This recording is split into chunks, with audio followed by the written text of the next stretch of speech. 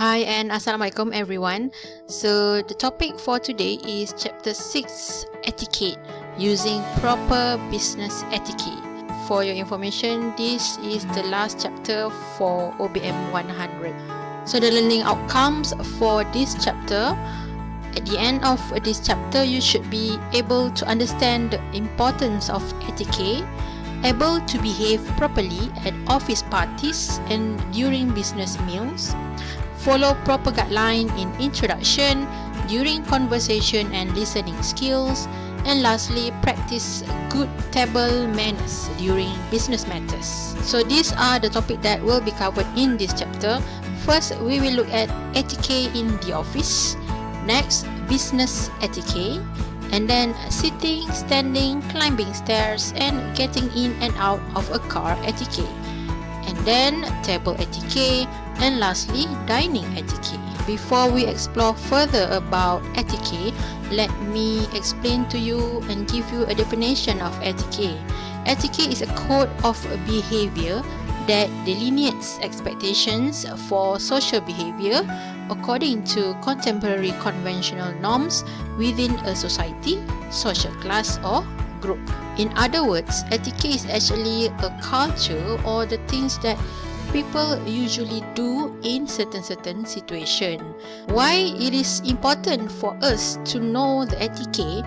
Because as a human being, we will experiencing meeting other people, meeting one another.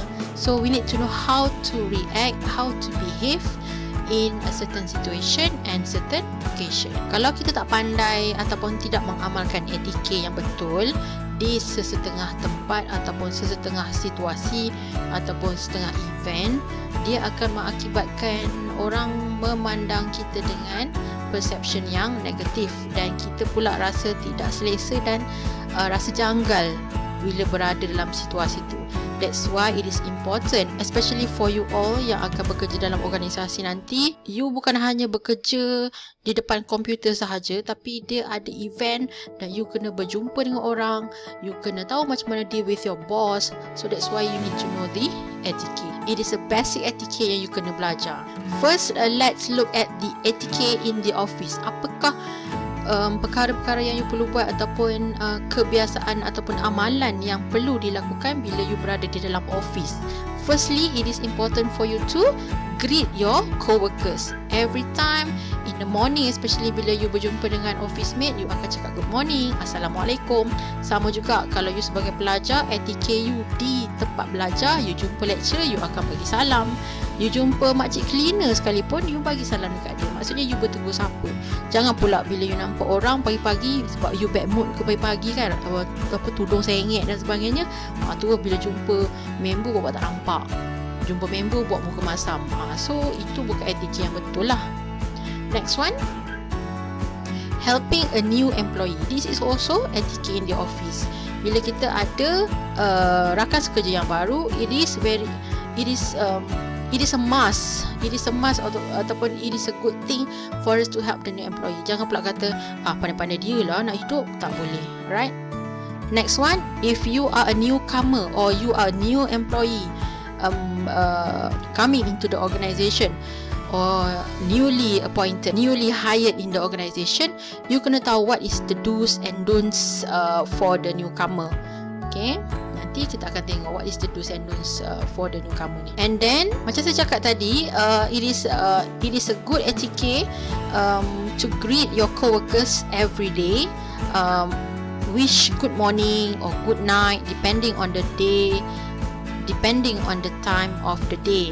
Kalau you jumpa kawan you in the morning, so you cakap good morning, and then kalau you nak balik kerja, you boleh cakap goodbye, have a nice day, and so forth. Walaupun kita punya greet tu sangat simple, but it's actually give a big impact to the person who receive our greetings too. Okay, and then helping a new employee, you need to introduce newcomers to co-workers.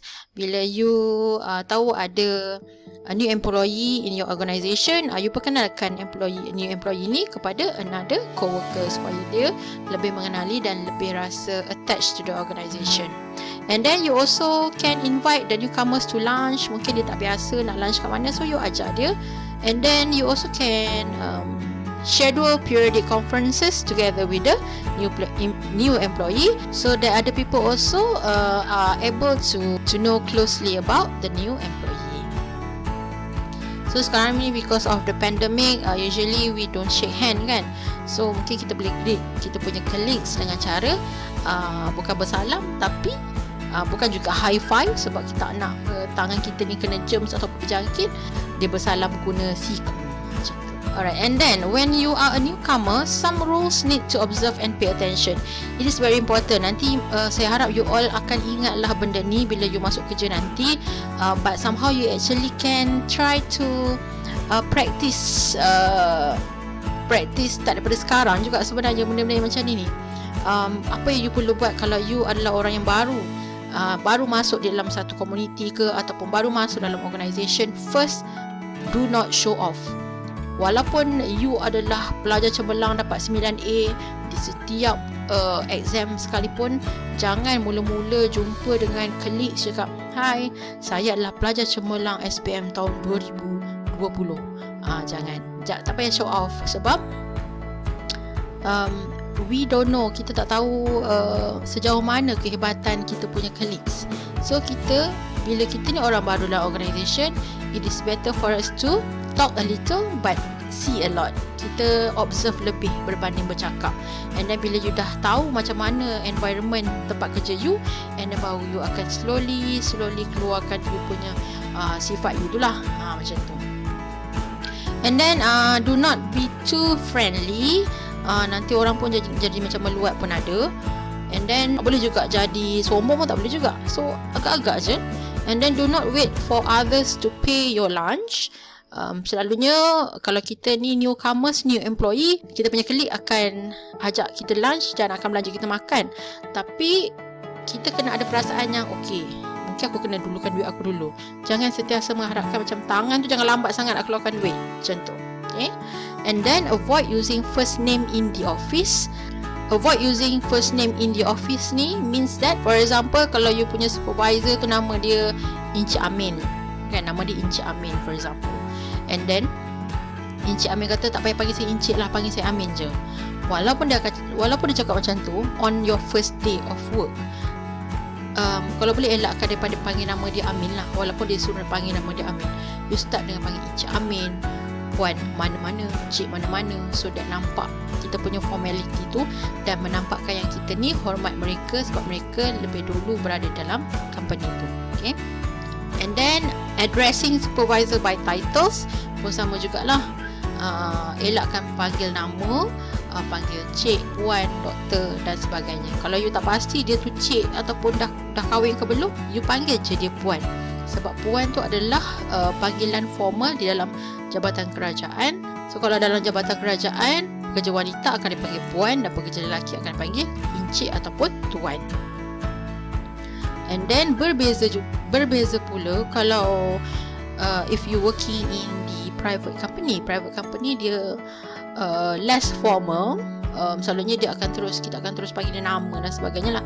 So tengok situasi kepada organisation tu. But to be safe, call them by their titles and avoid using first name. And then if your colleague is much older than you, older man and older woman, you call it by titles as well. Puan, tuan, jangan panggil makcik pula, so nanti terasa pula dia kan. So just paling selamat tuan or puan, tuan ataupun puan, itu kena ingat. Okay. Alright, next one, let's look at refreshment etiquette. Refreshment ni maksudnya kita minum ataupun yang ringan-ringan lah, bukan pergi makan lah maksudnya. Contoh kalau kita dah kerja beberapa jam, kita rasa macam kita nak take 5, kita nak pergi pantry buat air, that is refreshment. Itu pun ada juga tata cara dia lah untuk refreshment ni. General principles of etiquette in taking refreshments. First, be neat. No cigarette ashes or unwashed coffee cups. Selalunya kalau dalam organisation ataupun office ni, dia akan ada satu area di mana mereka yang merokok ni boleh merokok di tempat yang terbuka lah. Kalau you adalah smoker, so you make sure kalau you nak smoke tu janganlah bagi sesepah lah puntung rokok ataupun abuk-abuk rokok. Sama juga kalau you minum kopi dan sebagainya, jangan main letak sahaja cawan kopi tu dekat sinki, tapi terus basuh. When eating and drinking at desk, observe common table manners. For example, kita bolehlah bawa kopi ataupun air letak dekat kita punya workstation, dekat desk kita, tapi make sure dia dalam keadaan yang kemas. Kita ada tempat lapik gelas tu, dan kita elakkan daripada dia tumpah dan sebagainya lah. And then put first priority to business. Refreshment ni maksudnya just a quick break lah. Macam nak merehatkan diri, sebab kita tak boleh terlalu lama menghadap komputer dan terlalu lama duduk. But somehow kalau you ada urgent call, urgent meeting, klien tengah tunggu, so you utamakan yang itu dulu. Settle yang itu, baru you pergi go for a quick refreshment. And then do not stretch your pause for refreshment. A cup is enough for refreshment yourself. Janganlah mengambil masa terlalu lama lah untuk refreshment, take a break ni. Dah habis segelas air, pergi lagi buat air lagi. Dah campur buat air tu, rasa macam nak buat Maggi pula, makan Maggi pula. Dah makan masa dah kat situ. And then dan ia dilihat tidak proper lah. And then do not pause while drinking coffee to attend personal grooming at your desk. It means that kalau you nak minum air tu, settlekan minum siap-siap and then continue with what you do. And then follow the practice of office regarding the purchase of coffee. Selalunya kalau macam private company, macam saya pernah kerja dekat Hewlett Packard Company dulu, dia ada disediakan satu coffee machine lah. So kita main tekan je, kita nak coffee ke, nak cappuccino ke, nak Milo ke, kita tekan dan dia akan keluar lah dalam cawan. Itu memang free je, free flow. Baru banyak nak minum, minum lah. And then ada juga company yang tak ada. Ada juga company yang ada pantry, dia memang dah prepare siap-siap 3-in-1 coffee yang dalam sachet tu. Dia cakap berapa banyak you nak ambil. Mungkin ada company yang you boleh ambil satu sachet je satu hari, pun ada. So you kena follow lah dia punya practice. Satu lagi, don't compare. Contohnya lah, you bekerja dekat company A, macam ni cara dia, peraturan dia. You pergi kerja kat company B pula, peraturan dia lain. Jangan cakap pula, dulu kan aku kerja kat situ, tak ada pun macam ni. Don't compare, because different company have their own rules, have their own culture. So you just follow je lah apa dia punya culture tu. Janji dia masih lagi mengikut ethical, mengikut ethics, benda yang sebetulnya lah. Okay, next is etiquette in office lines. Kalau kita nak beratur, apakah etika yang perlu kita follow? First, employees must line up and await their turns in many business situations. For example, macam naik lift, kita kena jangan berebut lah. And then line up at cafeteria or lunchroom pun sama juga. You beratur, you kena tengok orang belakang you, orang depan you. Bila you datang, you kena berhati, adakah aku potong someone yang beratur? Jangan macam dengan dunia you sendiri, tak perasan sekeliling. Itu maksudnya you kurang empathy. Please avoid that. And then waiting line at drinking fountain pun sama juga. Mesin air yang free ni kan, sekarang ni macam jarang lah jumpa, tapi mungkin ada lah. Kalau you beratur nak dapatkan air ke apa ke, sama juga, jangan potong line. Dan perhatikan, mungkin kita tak perasan rupanya ada orang beratur, tapi kita potong line dia, so tak boleh. And then same goes to punching card in the morning or evening. Kalau you datang untuk punch card dan ada orang yang sama datang untuk punch card pada masa yang sama, mungkin you boleh bagi dia dulu. Kalau you rasa dia sampai dulu, kalau dia bagi you yang pergi dulu, so you pergi. So jangan berebut dan jangan potong line. Alright, and then social amenities of secretary. Beside official tasks in the office done by secretary, social amenities tasks should also need to be concerned by secretary. Sebenarnya task yang macam ni bukan hanya secretary sahaja yang buat.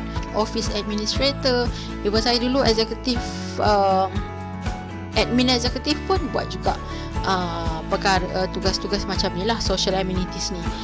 Usually 3 social amenities that can be done is reserving theatre tickets. Contoh, your boss want to meet the client and client tu decide untuk tengok teater, so boss you minta you reserve the tickets for the theatre.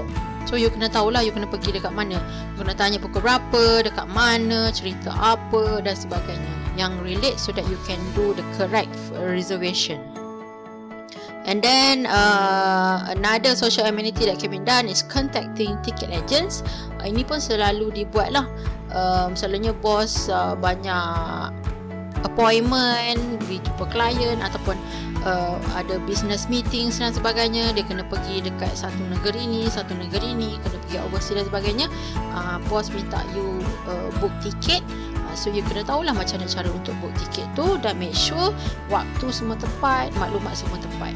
And lastly, purchasing tickets at the box office or cinema. So you jangan terkejut lah kalau bos you minta you booking perkara-perkara yang tidak, macam bukan melibatkan office ataupun bukan melibatkan kerja office, tapi sebenarnya ia masih lagi relate lah. Maybe this is one of the marketing strategy ke, dia nak jumpa bos you nak jumpa klien, so kenalah book restoran dan sebagainya. So you kena biasakan lah dengan booking dengan dengan tugas-tugas booking ataupun reservation ni. Okay, now let's move to business etiquette. So one of the business activity is meeting a client or meeting of other people. So it is very important for both parties to know the rules in introduction. Okay, kau tengok dalam gambar ni, dia ada pelbagai cara untuk kita greet people as an introduction. Kalau Western people, dia more on shaking hands, and then kalau Japan, Chinese, lebih kepada bow, and kalau macam Thailand, dia akan menggunakan greeting yang dipanggil Y. Dia press palm kepada another person. So it is very important for you to understand who is the person that you want to meet. Kalau your client tu adalah Western people, so you kena tahu macam mana culture dia dan biasakan supaya dia tidak akan menjadi miscommunication bila introduction berlaku. Okay, rules when making an introduction. For example, you baru nak jumpa dengan someone, you punya client for example. First, bila you tengah tunggu bos dia sampai, ataupun you pergi dekat office dan you dah bagi tahu you ada appointment dengan you punya client, so PA dia minta you duduk. So bila klien you dah sampai, you kena bangun daripada duduk. Jangan pula you tegur dia masa you tengah duduk. You kena bangun. And then bila you dah bangun, you smile to that person, to the clients, and shake hands firmly. Nanti kita tengok macam mana cara-cara shaking hands yang betul. And then it is very important for you to make an eye contact.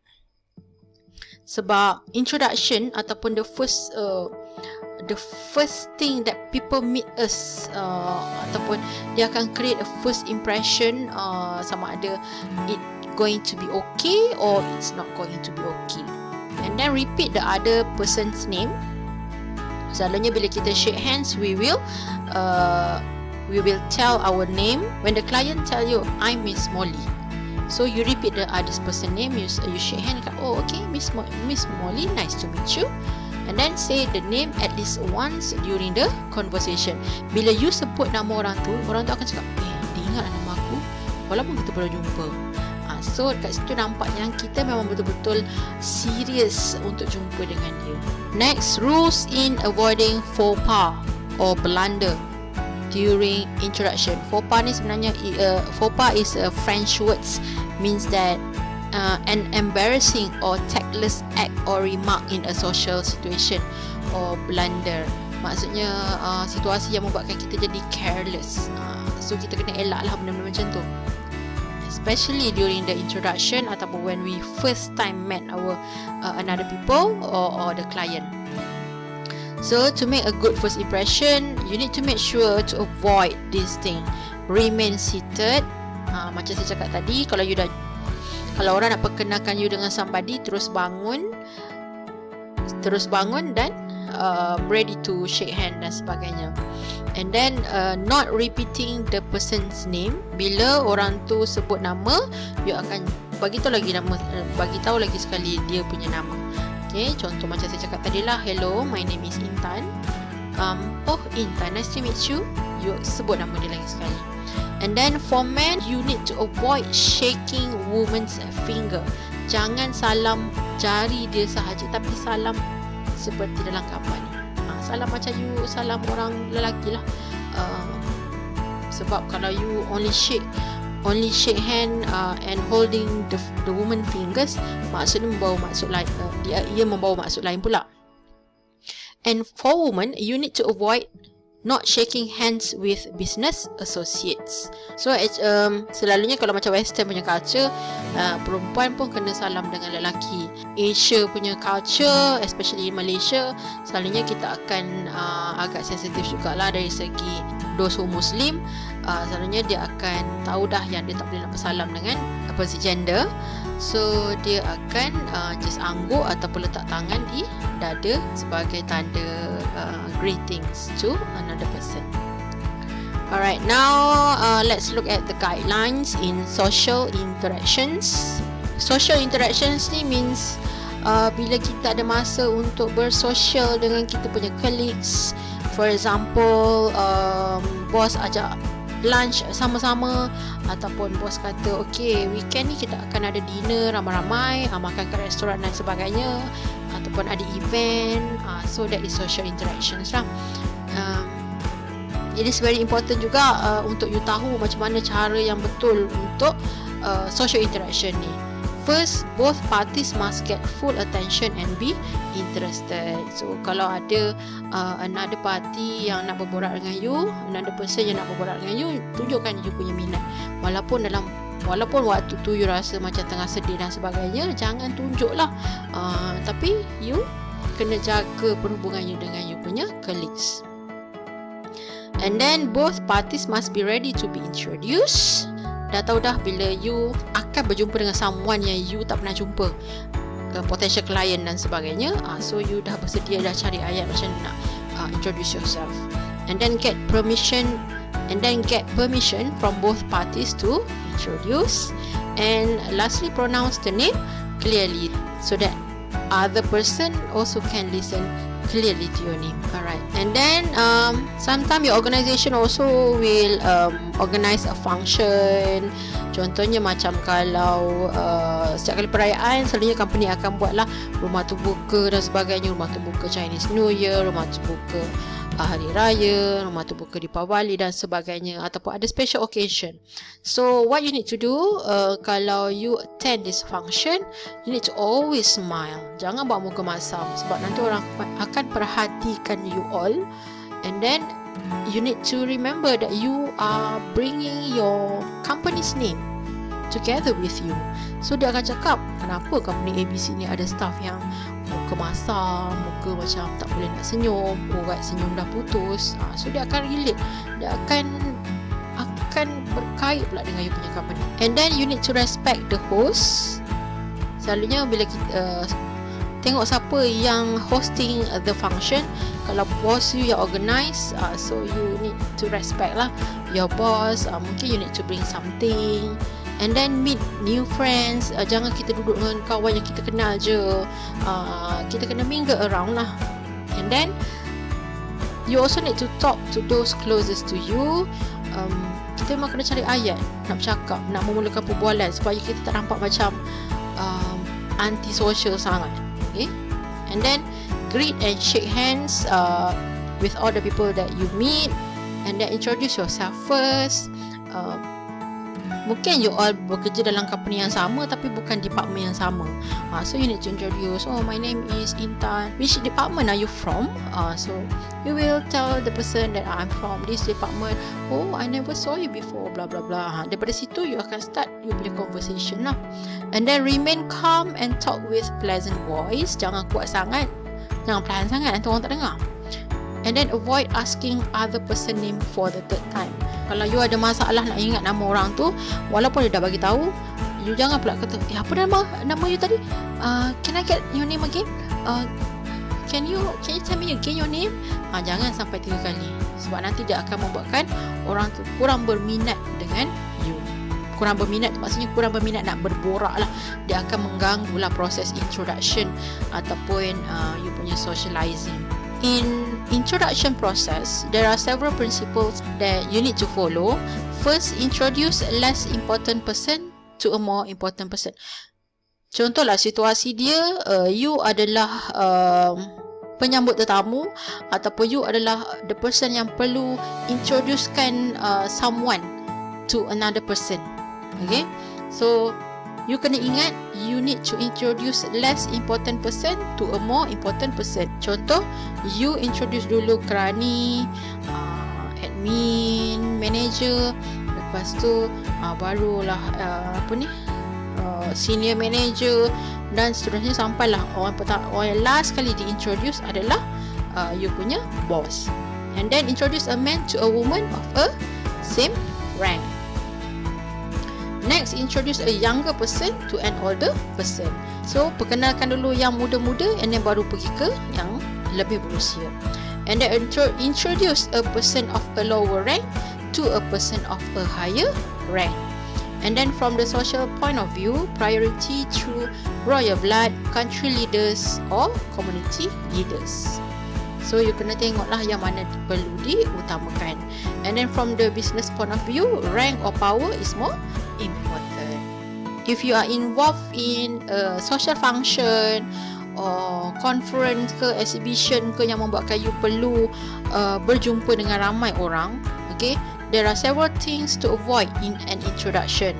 First, you need to avoid asking on place of origin, religion or race. Jangan first time you jumpa orang tu, you tak kenal ni, terus tanya asal mana, agama apa, ataupun awak ni apa. Kadang soalan yang macam tu agak sensitif, so you need to avoid. Melainkan kalau you rasa it is safe for you to ask that question, ataupun orang ataupun another person tu pula menceritakan pada you, it's okay. Kalau you yang tanya, kalau boleh elakkan lah. And then avoid asking on job status. You ni part time ke, kerja part time ke, bukan permanent jangan tanya soalan yang macam tu. And then avoid talking rudely, cakap kasar tak boleh. And then avoid raise your voice. And then avoid turn the gaze away from the person. Bila you bercakap dengan orang tu, you punya eye contact mesti menghadap kepada orang yang you sedang cakap. Janganlah orang ni tengah bercakap dengan you tapi mata you pandang tempat lain. So itu menunjukkan you tak fokus kepada apa yang orang ni tengah cakap. And then looking with a disrespect at the person being introduced. Muka macam mak mentua tak suka dekat anak menantu. Jangan buat muka macam tu. And then you need to avoid show a cynical smile. Cynical smile ni senyum mulut sengit macam tu kan. Itu pun nampak macam nak menyindir. Senyum yang menyindir. Oh, dia ni daripada company yang tu kompetitor kita. Tak boleh lah macam tu. Okay, even though dia tak ada hubungan yang okay dengan you punya company dan sebagainya, but still you need to maintain your professionalism. Okay, another etiquette in introduction, you need to introduce yourself first. Jangan tanya nama apa tapi you tak bagi tahu nama you apa. So you kena bagi tahu nama you dulu. My name is Intan. So bila you dah introduce yourself, automatically the other person akan introduce dia punya nama. Jangan tanya nama apa, tak boleh. And then say the name clearly. Jangan pula my name is Tan. My name is Tan. Macam tu kan. Apa nama dia ni? Tan. So clearly, so that another person can listen to your name. And then avoid too much hand movement. Kadang ada setengah orang bercakap tu dia bersemangat dan tangan dia tu tak habis-habis. Nah macam dah macam orang penari pula lemah gemalai tangan kan. Minimizekan pergerakan tangan. Jangan tak ada pergerakan tangan langsung, itu stiff pula. But maintain lah. Okay, sedang-sedang je. Okay, and then talk softly and clearly. Establish eye contact. It is very important bila kita bercakap dengan orang, kita kena tengok mata orang tu. Okay, and then smile and shake hands. In this chapter, I always tell you about handshakes. So let's look at this video on the types of handshake.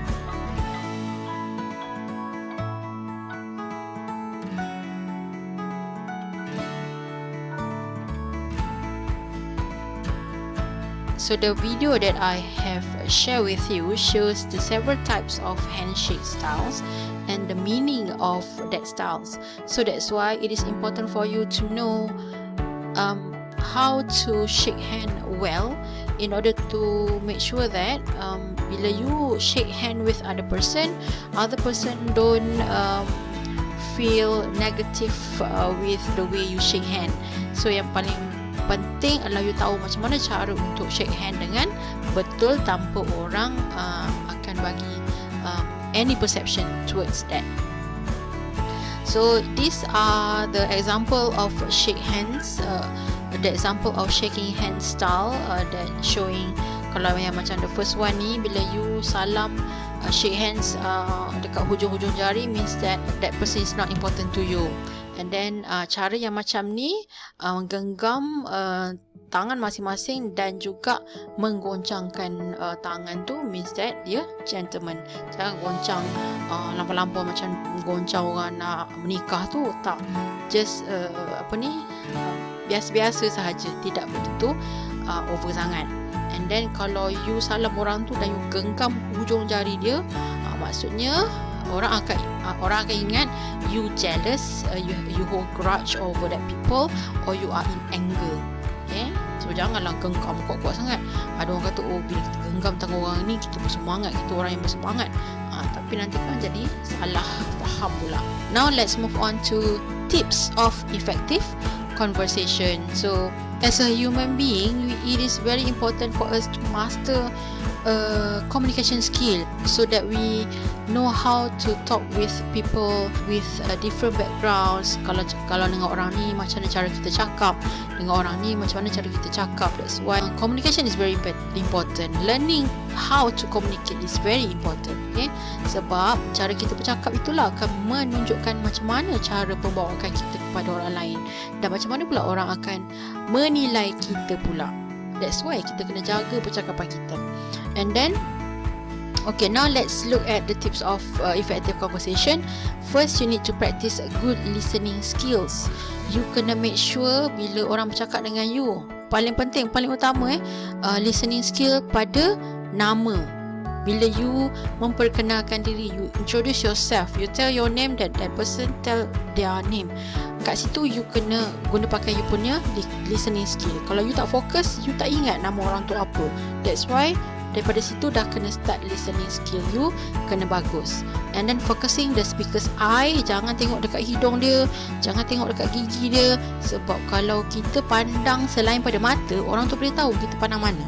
Kalau kita pandang dekat ketiak dia ke, orang tu boleh nampak kita tengah bercakap, orang ni tengah bercakap dengan you ni, tapi mata you memandang dekat tempat lain, dekat hidung dan sebagainya. Mesti dalam hati dekat, kenapa ni pandang kat hidung aku, ada tak hidung ke, contohnya.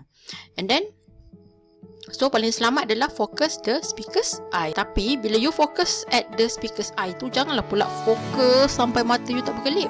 Tu dah jadi lain pula. Just relax sahaja, buat macam biasa. And then avoid talking too long. Cakap sampai contohlah you bertemu dengan you punya colleagues dekat tangga, you nak bertegur hi, dah sihat ke, lama tak jumpa dan sebagainya, macam tu je lah. Sekali panjang pula penceritaan dia. Kau tahu tak, ya Allah, aku baru baik pada sakit, bla bla bla, pergi hospital, bla bla bla, tu semua. Panjang pula cerita. Kawan ni mengejar masa ni, mungkin dia ada meeting dan sebagainya. So kena tengok situasi. And then avoid gossips. Kalau boleh janganlah membuang masa dengan create gossip ke dan sebagainya. Nanti dia bukan apa, sebab bila you dah start gossiping, you akan melambatkan kerja yang penting. And then avoid degrading others. Jangan nak merendah-rendahkan orang lain. Ya Allah, kau tahu tak, budak praktikal tu mengalahkan orang kerja tetap. Kan over sangat, dia ingat dia hebat sangat ke? Contohnya dia downgrade dan degrading others. And then talk to as many people as you can. Janganlah nampak macam kita ni kalau dengan top management, bos-bos, kita nak tegur. Dengan kerani ke, dengan makcik cleaner ke, memang tak pandang langsung lah. Tak boleh. You kena buat baik dengan semua orang, you kena bertegur dengan semua orang. And then jokes and praises must be with good intentions. Kadang ada juga orang ni suka buat lawak, tapi lawak yang hambar ataupun lawak yang tidak sesuai dengan situasi. So you kena jaga-jaga juga. Membuat lawak dan pujian ni bagus sebenarnya, tapi kena pandai ikut situasi. Don't worry, sometimes kalau kita cuba untuk menggunakan tips-tips ni tak menjadi for the first time lah, for example. Don't worry, sebab pengalaman tu akan mematangkan you, dan pengalaman tu juga akan membuat you belajar supaya menjadi lebih baik dan tidak ulang apa yang tidak sepatutnya you buat. Okay, so when you want to talk with other people, there are certain topics that you need to avoid in a conversation tu. For example, like religion, personal matters and politics.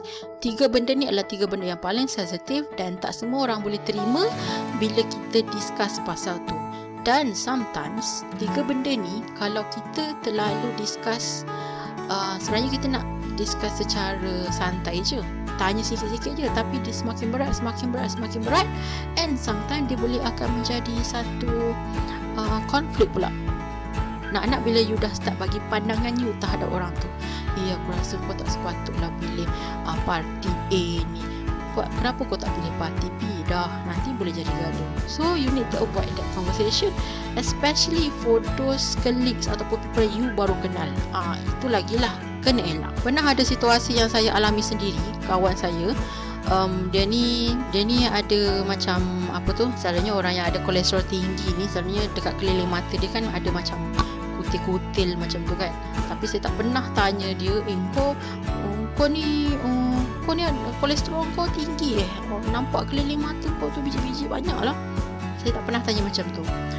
In fact, saya walaupun orang tu rapat macam mana pun, kalau benda sensitif saya takkan buka ataupun takkan cuba untuk bertanya, sebab saya takut nanti dia akan trigger dan sebagainya, melainkan orang tu akan start cakap. But situation yang kawan saya tadi tu, yang dia ada biji kutil kolesterol tu, ada satu situasi, we go for one event lah, and one event tu bos dia ada sekali. So bos dia tiba-tiba berborak dengan dia apa semua. Lepas tu bos dia tengok, awak ni kolesterol tinggi banyak lah, kutil-kutil kat mata tu. Bos dia tanya macam tu tau. During that time I noticed that my friend ni, dia punya air muka dia dah berubah.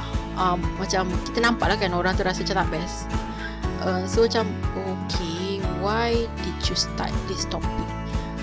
So macam bos tu pun tak ada perasaan lah kot. Dia tanya tu mungkin sebab dia rasa macam tak ada apa, sekadar tanya. Tapi somehow benda macam tu adalah benda yang sangat sensitif. Dan kalau boleh elaklah tanya, walaupun kita rasa macam kita ambil berat terhadap orang tu, tapi mungkin orang tu tidak rasa seperti itu. So kena pandai-pandai lah. Alright, next one, recommendation topics in a conversation. Okay, kalau kita tak tahu langsung nak cakap pasal apa ni, cakap pasal ni kan takut tersinggung pula, cakap pasal ni kan takut trigger pula dan sebagainya.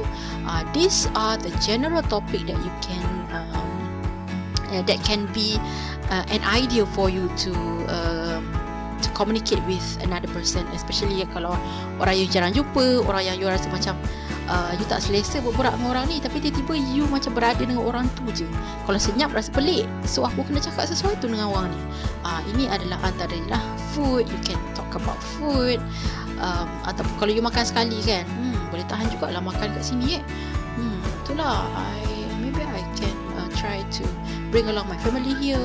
So dekat situ dah start conversation. And then you also can share about travel ke, ataupun television, TV show dan sebagainya, hobi. Mungkin you cakap, oi sekarang ni sebab dia musim panas kan, so rasa macam best sikit lah cucuk tanam pokok ni dah berbuah apa semua. And then you boleh cerita juga pasal sports. Mungkin that person minat sports ke apa ke, mungkin akan lebih berkembang lah you punya conversation tu. Atau clothes, you wear good clothes, I like this clothes, where did you buy, apa semua. Ataupun orang tu akan cerita, beli kat sini ada sale dan sebagainya. So boleh jadi satu conversation yang general lah, yang tidak menyentuh something yang sensitif ataupun terlalu detail terhadap orang tu. And then gardening or arts, ini adalah ideas lah, recommendation in a conversation yang selamat. Okay, next, manners while a person is talking. Bila orang tu tengah bercakap, apa yang kita kena buat? First, eye contact. Kita kena maintain eye contact, tengok orang tu, and then talk softly to that person. Begin the conversation with courtesy and a positive attitude, and then ensure the topic is completed. If you want to praise somebody or praise that person, do it spontaneously. Janganlah pula 2-3 hari lepas tu baru you praise dia pula lupa dah apa yang you praise tu berkaitan dengan apa. Kalau you ada pause minit lepas tu baru you puji, maksudnya dia tahu dah you punya pujian tu tidaklah ikhlas. Okay, now procedures in a conversation. Kalau kita nak berbual dengan orang ni, apa prosedur yang kita perlu ikut? First, be calm, relax je. Walaupun kita nervous, nak orang yang introvert ni bila berjumpa dengan orang ni dia rasa macam, alamak nak cakap apa ni, tolonglah jangan duduk dengan aku, tapi somehow you need to try to expose sikit ataupun train you punya social skill tu. Even macam saya pun, walaupun kadang orang nampak saya macam extrovert, tapi sebenarnya saya introvert juga. Ada masa saya macam tak suka nak bercakap dengan orang. Tapi bila ada masa yang event dan sebagainya yang memang perlu membuatkan saya bercakap dengan orang, I need to do that. Tak bolehlah pula cakap aku introvert, aku tak boleh bercakap dengan orang. Tak boleh. Sebab you are working in organisation, you working with people. So you tak boleh menunjukkan, ataupun you kenalah belajar in order to make sure that you can follow this etiquette, you can follow the environment of the organisation dan sebagainya. Jangan pula kata, kau ni fake lah, kau kata kau introvert, tapi bila kau jumpa bos lah, jumpa klien, jumpa tu, kau ni nampak ramah je, tak nampak macam introvert pun. Itu bukan fake, tapi sebenarnya you do that thing because you need to do that for your living, kan? So macam tu lah nak hidup, kan? And then always aware of what is being said. Kalau boleh sebelum you mengeluarkan persoalan ke pendapat, you fikir dulu, bolehkah aku cakap macam ni dengan orang ni ataupun adakah nanti orang tu akan bagi bad perception ke aku, macam tu. And then be careful when using a joke. Jangan begitu sensitive. And then tengok orang tu macam mana. And then ensure that the other person understand the topic. And then admit your mistake. Kalau salah lah, bukan orang tu yang dapat anugerah hari tu, orang lain, sorry saya salah information pula, saya bagi tahu je lah. And then don't be easily hurt with what others says to you. Walaupun kadang kita jumpa orang akan cakap benda yang kita tak suka dengar. Contoh, dah lama tak nampak sejak PKP ni, berisi lah pula. You jangan cakap, korang kenapa? Dah lah lama tak jumpa. Lepas tu kata aku gemuk pula. Lepas tu dah dua belah daripada situ. Tak boleh. You kena jaga juga persahabatan dan perhubungan. Walaupun you sakit hati ke apa ke, simpan je lah. Tak apalah, sekali-sekala kan. Biar je dia. And then always aware and sensitive towards the other person's feeling. Empathy tu kena ada supaya kita tahu bila kita cakap macam ni, orang tu akan rasa apa. So there are several things to avoid in a conversation. First, be harsh to other person. Elakkan kasar. Kadang-kadang ada orang ni dia terlalu ramah tamah. Setiap kali nak bercakap dia pukul. Kau ni kelakar lah, sekali pukul. Betul lah, kau ni fikir sama macam aku lah. Oh, dia pukul. So pukulan dia tu bukannya tak sakit, kuat lah pukulan dia tu. So orang akan rasa macam tak best lah bercakap dengan dia ni kan, sebab dia ni suka pukul. And then criticize or degrade the other person in front of others pun tak boleh juga. Jangan merendah-rendahkan orang, sebab orang tu akan rasa dia ni kalau duduk dengan orang lain agaknya dia merendah-rendahkan aku pula. So elakkan daripada cakap benda yang macam tu. And then avoid talking too fast. Nanti orang tak boleh nak tangkap apa yang cakap. And then avoid making fool of other persons. Merendah-rendahkan dia ataupun kutuk-kutuk dia kan. Kau ni gagap lah, cubalah cakap dia elok. Janganlah macam tu. Lepas tu kawan-kawan lain pun gelak. So apa perasaan orang tu kan. And then avoid speak rudely. And also avoid showing the wrong emotions. Alright. And then when we talk to other people, sometimes we need to give our opinion. Kadang-kadang kita rasa macam aku punya pandangan ni okey ke tidak, sesuai ke tidak. So there are several ways. There are several ways to conveying opinion. First, dan do give your opinion voluntarily. Jangan tunggu orang cakap apa pandangan you. You boleh je mula untuk bagi pandangan secara volunteer. And then opinion must be relayed to someone. Maksudnya cakap, saya rasa kalau buat macam ni lah. What about you? Apa pandangan you? So you relay pula pandangan opinion tu kepada orang satu lagi. Your opinion relate to or based on the philosophy, principle and beliefs about the topics discussed. And then be firm and exact with your opinion. Jangan pula kata saya rasa macam ni. Lepas tu kata saya tak setuju lah dengan awak. Saya rasa macam ni. Saya rasa saya pun setuju dengan awak. So kalau you rasa you tak setuju dengan apa dia cakap, I still don't think that your ideas is good. Bla bla bla. Bagi tahulah sebab apa. And then listener has the right to refuse or reject your opinion. Jangan paksa pula. Kau patut ikutlah pandangan aku ni. Setujulah. Kau ni apalah kan. Kau kan kawan baik aku. Kenapa kau tak nak dengar aku punya opinion? Tak boleh lah. You kena hormatlah orang tu punya pandangan. In organisation, usually we receive a lot of tasks, a lot of offers. Contoh macam kawan ajak pergi lunch, bos bagi kerja ni, colleagues minta tolong buatkan kerja dia, dan itu dan ini. Sometimes ada masa kita rasa kita boleh tolong, kita tolong, dan sometimes ada yang kita rasa kita tak nak. So kita kena cakap lah. There are several ways to refuse a request. You need to learn how to say no. Kalau kita rasa kita tak nak, kita cakap tak nak. Ada setengah orang dia jenis yang dia sebenarnya dia tak nak, tapi dia tak sampai hati, dia cakap tak apalah. So how to say no? First, understand the request clearly, and then be sure and firm when you have to refuse. Cakap, kalau you cakap tak nak, just say no. Okay, walaupun orang tu pujuk macam mana pun, say no. And then decide for yourself apa yang terbaik dengan awak. Mungkin kalau awak pilih untuk terima apa yang dia punya request tu, mungkin you akan ambil masa berehat you ke dan sebagainya. So elakkanlah. And then when refuse a request, it would save you from a lot of problems. Mungkin bila you tolong orang ni ke, ajak pergi makan ke dan sebagainya, you dah lambat masuk kerja, dah lambat siapkan kerja, nanti bos you marah. So bila you refuse that request, you akan mengelakkanlah daripada berlakunya masalah tersebut. So sometimes kita selalu kena utamakan diri kita. Yang mana kita rasa macam benda tu penting untuk kita utamakan yang itu dulu.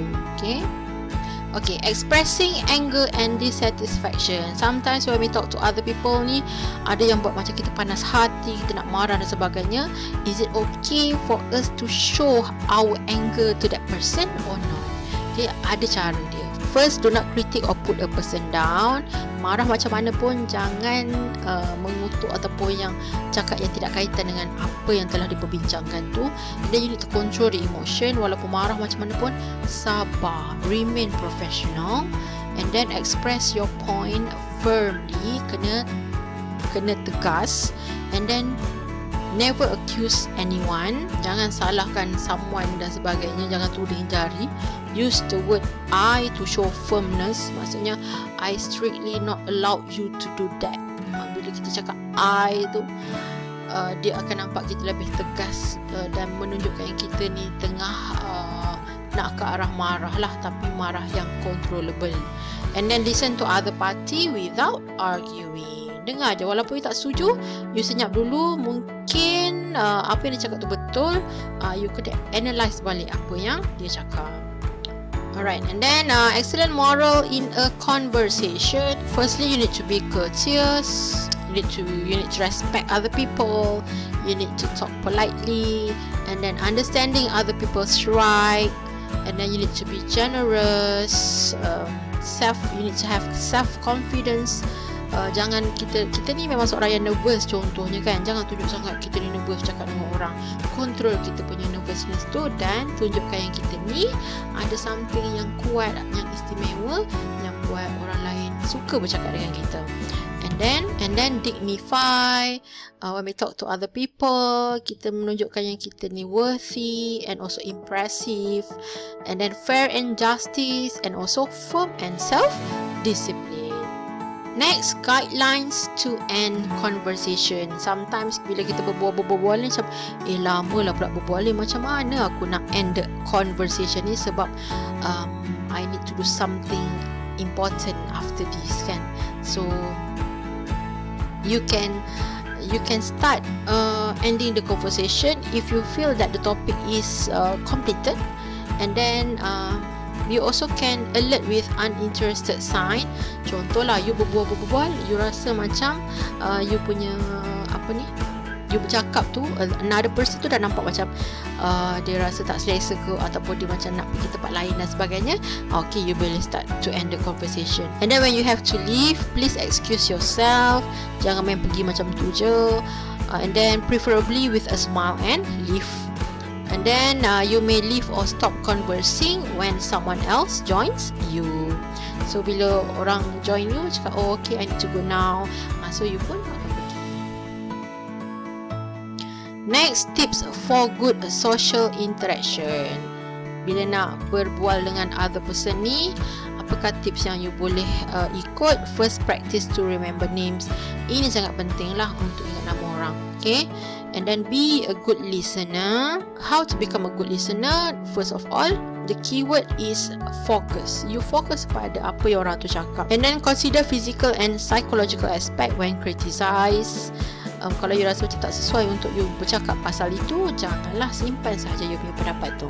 And then convey praises from a third party. And don't forget to smile and also respect other opinion. Tips to be a good listener. Okay, to be a good listener, you need to be ready to listen.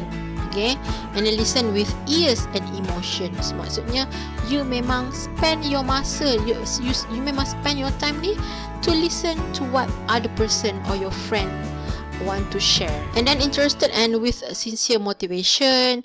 Jangan nampak macam you duduk situ sebab you terpaksa, you nak menjaga hati. Nanti orang tu boleh tahu sama ada you memang ikhlas atau tidak untuk mendengar. And then listen to the main points. Listen patiently. Orang tu tak habis cakap lagi, tak sabar nak conclude. Oh, aku dah tahu dah macam mana. Aku dah tahu dah apa yang kau perlu buat. Padahal dia tak cerita lagi. Okay. And then control your emotions while talking. Walaupun kisah dia tu sangat menyedihkan ke apa kan, aku tak boleh lah, aku nak jumpa Muhammad tu sekarang. Mana dia, aku nak pergi tumbuk muka dia. Berani dia buat macam tu kat kau. Dah emotion pula. Sabar je. Okay, you kena menenangkan orang tu. Kalau tidak, nanti orang tu akan cakap, you are not helping me, you are adding more problem to me. So jangan sampai macam itulah. Sometimes those people who want to talk to us tu, dia just nak kita dengar je. Dia tak nak kita take action pun. Just macam someone yang kita boleh share. So you tengoklah situasi.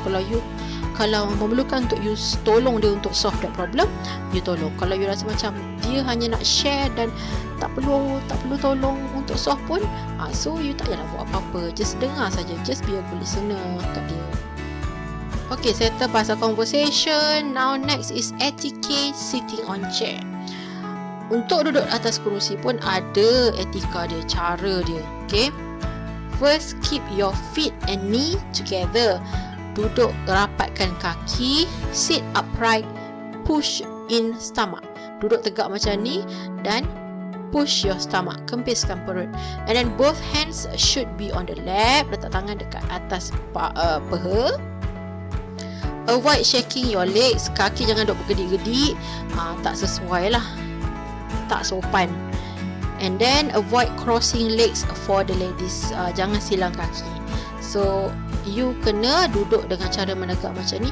Even kalau dekat dalam kelas sekalipun, you kena duduk dengan cara yang macam ni. Sebab apa? Dia membantu tulang belakang you ni, sebab kita kan nak hidup lama. So jagalah tulang belakang ni. Kalau kita duduk dengan cara yang macam ni, dia akan lama-lama membuatkan kita sakit pinggang. That's why kita kena duduk dengan betul.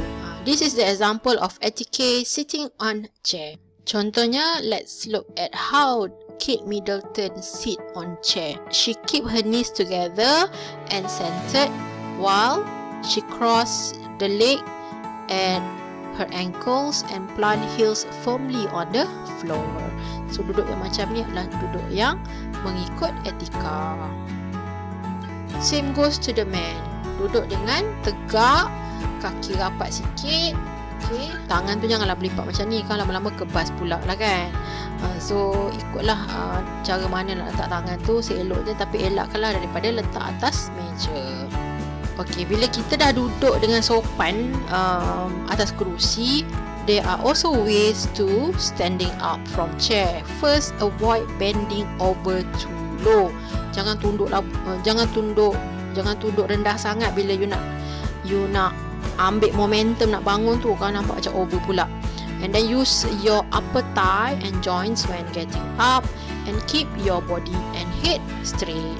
Etiquette sitting on the floor. Sometimes there are situations that we need to sit on the floor. So for men, sit with the legs folded in like this. Avoid squatting or legs stretched out. Jangan duduk mencangkung ataupun duduk berlunjur. So dia tidak mengikut etika. And then for ladies, keep both knees together, bend and tuck the legs behind towards your bottom at the right or left, covering the feet with your skirt or sarung. So dalam erti kata lain, dalam bahasa Melayunya, duduk bersimpuh macam dalam gambar ni lah. And then sitting position can be changed for your comfort. Kalau rasa macam kebas, dah duduk bersimpuh belah kiri, tukarlah kaki duduk bersimpuh belah kanan pula. Okay, and then standing style. Berdiri pun kena ada cara juga. So to stand, you need to make sure that your body must be erect and the chest should be open and out and the stomach should be in. Maksudnya kita kena depangkan dada, jangan jatuhkan bahu. Mungkin depangkan dada macam ni, jangan jatuhkan bahu. Facial gesture should always be calm and energized. Jangan nampak macam tak terurus, muka mendung. And then head should be straight, chin should be in a 90-degree angle, and hand should be at sides. Don't ever fold your arms like this or put your arms in a pocket. Selalu kan kalau orang lelaki dia suka ambil gambar ke berdiri letak tangan dalam poket. Itu sebenarnya adalah etika yang tidak sesuai lah. So you kena letak tangan kat luar, baru nampak you adalah seorang yang confident. When I show you the proper way to sit on a chair, to get up from the chair and then to stand, sebab dia ada efek kalau you menggunakan posture yang salah, bila duduk, bila bangun, bila berdiri. So the poor posture can give a lot of problem. For example, like neck pain, headache, acid reflux, knee pain, hip pain, plantar fasciitis and also back pain. So elakkanlah, mudah-mudahlah kena amalkan cara duduk yang betul, cara angkat barang yang betul, so that nanti bila bertambah usia dia tak akan memudaratkan you punya kesihatan. Next is climbing upstairs. Bila kita nak panjat tangga pun kena ada cara. Okay, use your right feet and then the left feet to climb the steps. Seperti ajaran agama kita juga, apa-apa mula dengan kaki kanan. So sama juga naik tangga pun bermula dengan kaki kanan. Place the whole right leg on the step before lifting the left leg. Jangan letak kaki kat hujung-hujung sahaja tangga. Biar penuh satu tangga ni dengan kaki kita. And then do not bend over your body too low and tilt your head a little to see what is ahead of you. To getting downstairs, you need to make sure to climb down with your left leg. Turun kaki kiri. Make sure your weight is on the left leg. Bila kita turun, kaki kita punya beban kita dekat kaki kiri. Place your hand on the rail of the stairs but not grip it. Pegang je dekat pemegang tangga ni untuk elak daripada jatuh dan sebagainya. And then look at the steps and what is ahead you. Tengok tangga. Jangan pula sambil turun tangga sambil main telefon, sambil berangan dan sebagainya. Nanti akan mengakibatkan kecederaan. Getting in and out of a car, itu pun ada cara juga. First thing, if you want to get in the car, slide in whenever getting into a car through the front or back seat. Sama je. Duduk kat kursi belakang ke, duduk kursi depan pun cara dia sama. Place your bottom first on the car seat and bring in both of your feet at the same time. Maksudnya you masukkan punggung dulu and then baru masuk kedua-dua kaki. Jangan masuk kaki, masuk punggung, masuk kaki lagi satu. Tak boleh. Itu bukan etika yang betul. And then when getting out of the car, bring both your leg and then get your body out of the car. Keluarkan kaki dulu, baru keluar. Kalau masuk punggung dulu. Kalau keluar dua-dua kaki dulu. Okay, now let's move on to table and dining etiquette. Table and dining etiquette also important for you all to learn because sometimes kita akan ada occasion yang membuatkan kita perlu pergi makan dengan orang-orang kenamaan, bos-bos kita dan sebagainya. That's why kita kena belajar macam mana cara untuk cara etika yang betul bila makan dan berada di meja makan. For table etiquette, you need to make sure that do not eat greedily. Walaupun lapar macam mana pun, jangan makan sampai tak bernafas. Okay? Kena makan suap sikit-sikit dan sambil tu berborak dengan orang sebelah-sebelah. And then avoid burping in front of others. Ini lagi lah kena elak, jangan sendawa. Kalau you rasa nak sendawa, kawal lah you punya sendawa tu. And then avoid slurping the soup. Bila nampak soup tu jangan hirup macam tu, tak boleh. And then be a good listener. Bila kita berada di meja makan ni, sebenarnya kita ada create a networking pula with other people. Lepas tu kita kena bercakap dan berborak-borak jugalah dengan orang sebelah, orang yang berdekatan dengan kita. And then talk with tact and diplomacy. Have a sense of humor, janganlah serius sangat. And then respect others, apologize others, accept people view and opinion, and do not talk when there is food in the mouth. Mulut penuh dengan makanan, nak bercakap kan sebab excited. Elakkan daripada perkara itu. In relating to the table etiquette, dia ada susunan untuk meletak pinggan, garfu, cawan dan sebagainya, dan ini adalah perkara yang sangat penting lah untuk dipelajari supaya bila kita dinner formal dan sebagainya, kita tahu which spoon that we need to use. Kalau western dinner set ni, dia ada dinner plate, ada side plate, and then they have red wine dan sebagainya ni. Kalau western lah, kalau muslim tak adalah. Tapi somehow kadang-kadang dia akan letak juga cawan ni, tapi tak perlulah guna. And then they have plenty of spoon and fork, ada knife, so you kena tahu which knife to use for which food. Kalau yang kecil ni bread knife, then knife yang kedua ni guna untuk first course, and then knife yang ketiga ni yang paling besar guna untuk main course, and then sudu ni untuk pudding spoon, and then ada cheese knife, and then the cheese fork, pudding fork, main course, garpu main course, and juga garpu untuk first course. So another example, cutlery placement, kat mana yang perlu diletakkan, ikut susunan seperti nombor 1 ni napkin perlu letak di bahagian left side, and they have a salad fork, dinner fork, dessert fork, bread and butter plate with a spreader. Yang ni bread and butter, and then dinner plate, dinner knife, this is dinner knife, And then this is teaspoon. Teaspoon ada dua. Kalau kita guna teaspoon untuk air, kita guna untuk air je, jangan kita guna teaspoon ni untuk menciduk makanan lain. And then this is a soup spoon, and then this is cocktail fork, and number 12 is water glass. This is the red wine, white wine, and also coffee cup and saucer. Napkin etiquette. Napkin is a small cloth yang kita letak dekat on our lap in order to make sure that tak ada kotoran yang berlaku lah bila kita makan. Okay, some fact about napkin. Napkin are placed on the lap, and also you can stick it on your belt or at the neck. Napkin are usually placed on the lap, and actually you need to avoid stick it on your belt or at your neck. And then used to avoid any food from falling on the lap. And then napkin are used to wipe the mouth or to close the mouth for some specific purpose.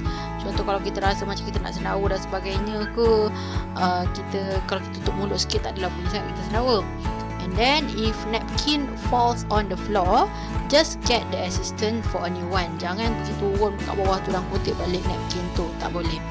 And then if you have to leave, fold and leave it on your table.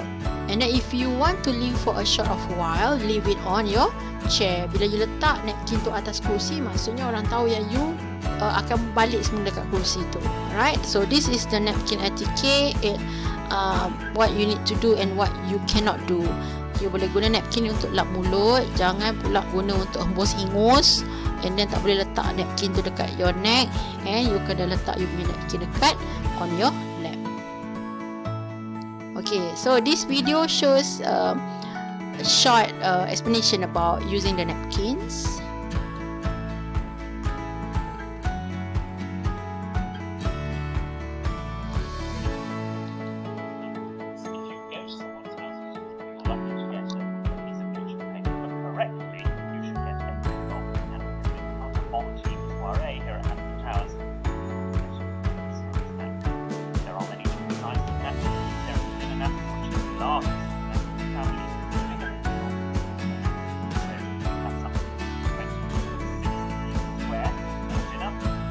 Lunch, the lunch activity is a smaller one, but it's something.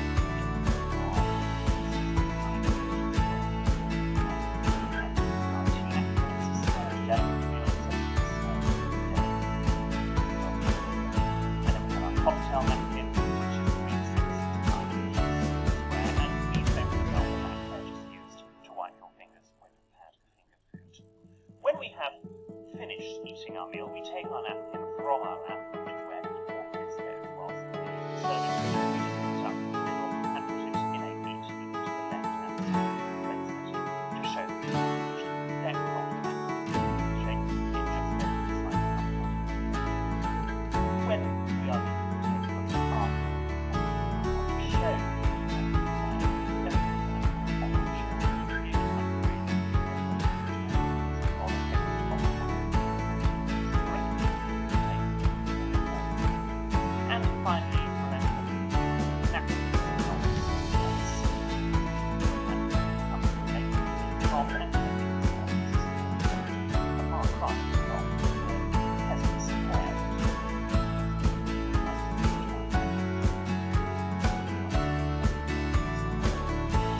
Okay, so that is the video showing the function or how to a proper way to use napkin. Basically, during dining, there are several or most common mistakes in business dining.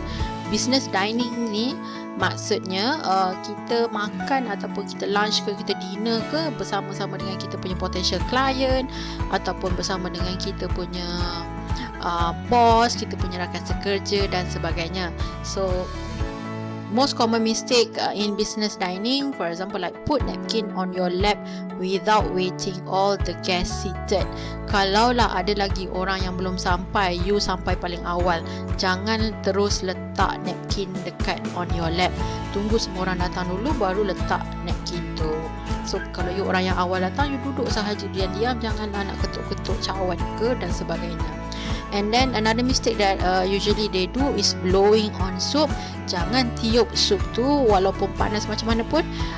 Makan benda lain dulu ke, ataupun sapu, buang masa sikit lah sapu roti dengan margarin ke dan sebagainya sambil-sambil nak tunggu sup tu sejuk. And then another common mistakes in business dining is chewing ice cube. Tak boleh. Kita tak boleh nak kunyah air batu, walaupun itu adalah kegemaran kita, hobi kita. Jangan kunyah air batu waktu business dining. And then begin to eat without waiting all the guests are served. Ini pun adalah salah. Make sure walaupun makanan you dah sampai tapi makanan orang lain belum sampai, pun sama juga, kena tunggu makanan semua orang dah sampai baru you makan. And then the last mistake is blowing your nose at the table. Janganlah hembus hingus ke, hembus hidung dan sebagainya, walaupun you rasa macam alamak, aku ni resdung dah datang balik ni sebab makan udang contohnya, dah gatal hidung, tahan lah, ataupun paling teruk tak tahan sangat, pergi toilet. And then rules attending business dinner with clients. What you need to do first, when escorted to a table by host, allow your guests to walk behind the person. Contoh, kalau you punya klien tu yang menjemput you untuk dinner, so klien you adalah host, so dia yang kena jalan dulu, you ikut dekat belakang. And then sit yourself with your back facing the door. And then once everyone is seated, place a napkin on your lap. When reaching for salad dressing and bread basket, offer to your guests before helping yourself. And then allow your guests to take the power seat. Power seat ni contoh lah, bila kita ada kursi meja makan, yang meja makan yang depan sekali tu adalah selalunya bos ataupun bapak kita yang duduk kan, that is power seat. So biar guest yang duduk dekat situ. Alright, and then in some occasion there are dinner with a buffet style function. So what you need to do, procedure dia ataupun tips dia, first you need to prepare a suitable place for all the people that will come, and then main dishes are placed on the main table, dessert and drinks on a separate table. And then buffet style function usually suitable for informal function, either day or night. And then what you need to do is choose the menu that appropriate with the occasion. You kena tahu siapa yang akan datang untuk function tu. Kalau lah dia punya guest adalah those people from western ke, ataupun certain specific country, so you boleh masukkanlah menu yang bersesuaian dengan guest tu. And then tables and dishes appropriately arranges using the table etiquette. Okay class, so that's the end of chapter 6. So you need to always remember that etiquette means behaving yourself a little better than is absolutely essential. You mungkin rasa benda ni macam sangat melecehkan, tapi bila you membiasakan diri, insyaAllah saya yakin based on my own experience, bila you biasakan mengamalkan etiquette yang bersesuaian, you akan senang membawa diri you dan orang lebih mudah menerima you di mana saja you berada. Alright, so thank you so much. Alhamdulillah kita dah settle semua 6 chapter untuk OBM100, and I hope that you learn a lot about personality development. Alright, so that's all. Thank you so much. Assalamualaikum and take care.